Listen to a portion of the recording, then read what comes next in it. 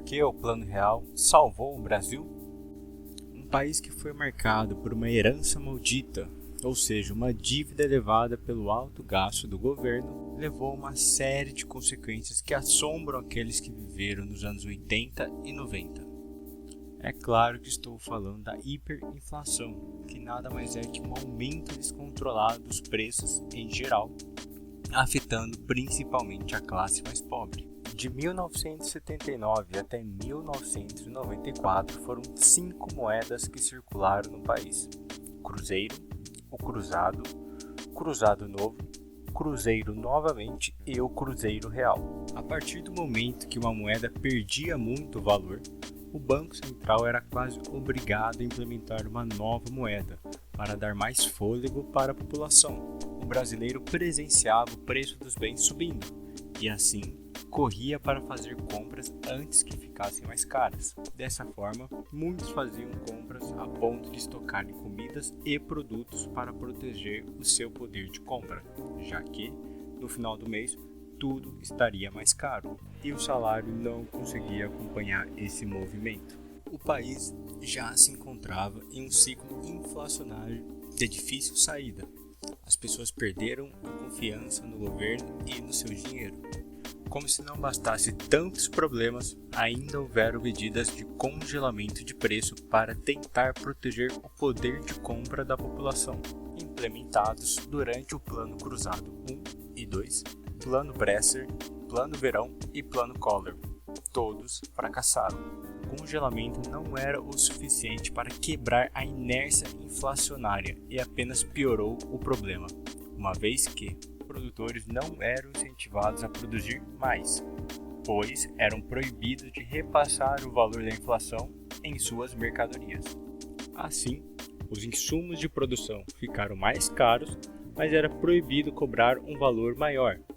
Isso resultou na falta de muitos produtos básicos nas prateleiras dos mercados. Depois de diversas tentativas, veio o Plano Real em 1993, que foi um processo de estabilização econômica. Em 19 de maio de 1993, Fernando Henrique Cardoso foi nomeado para o cargo de Ministro da Fazenda pelo presidente Itamar Franco, assumindo a responsabilidade de colocar um fim na hiperinflação. Para isso, reuniu um grupo de economistas dispostos a aceitar esse desafio. Nesse mesmo ano, 1º de agosto, o ministro promoveu a 7ª mudança da moeda no Brasil, de Cruzeiro para Cruzeiro Real. A intenção era, mais uma vez, a prática de cortar os 3 zeros da moeda, porém, no mesmo mês, a inflação se mostrou elevada. Assim, surgiram com a ideia de implementar um plano diferente, cujo objetivo era quebrar o ciclo inflacionário e mudar a mentalidade da população sobre o dinheiro. Era preciso terminar a inflação inercial, em que as pessoas sempre criam a expectativa de um aumento de preços no futuro e acabam aumentando seus gastos no presente.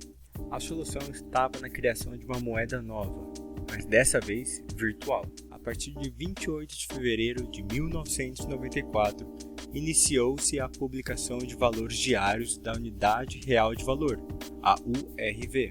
A URV seria como uma moeda escritural, isto é, representa os depósitos bancários como meio de pagamento.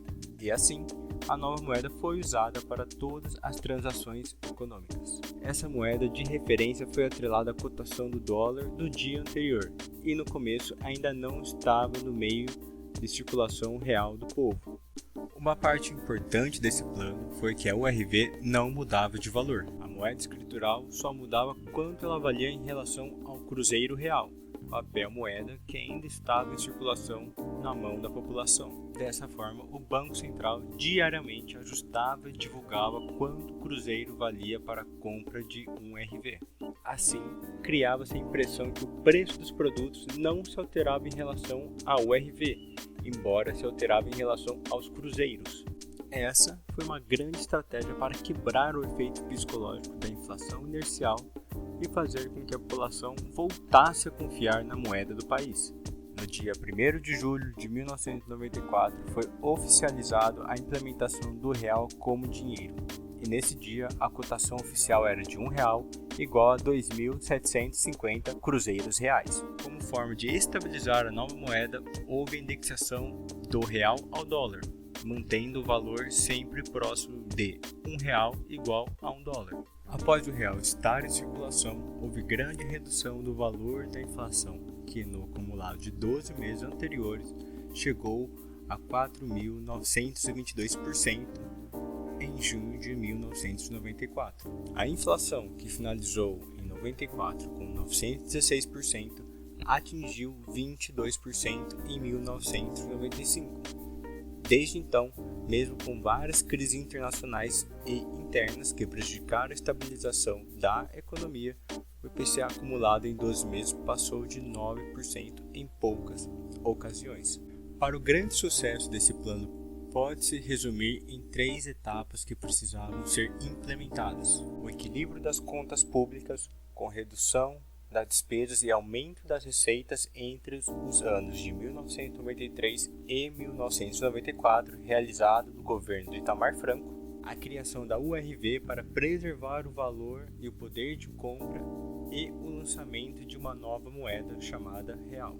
Após isso, novas medidas foram tomadas posteriormente para a sequência de reformas estruturais e estabilidade econômica, entre elas privatizações de vários setores estatais, criação de agências reguladoras, lei de responsabilidade fiscal, abertura comercial do país e entre outros. Dessa forma, adotaram como regra seguir o equilíbrio do tripé macroeconômico, que seria responsabilidade fiscal, metas de inflação e câmbio flutuante. Com a estabilidade no país, pôde-se criar grandes conquistas sociais, combate à fome e voltar a ter desenvolvimento e crescimento econômico novamente. Se você curtiu esse conteúdo, não se esqueça de deixar o joinha, compartilhar esse vídeo e até a próxima.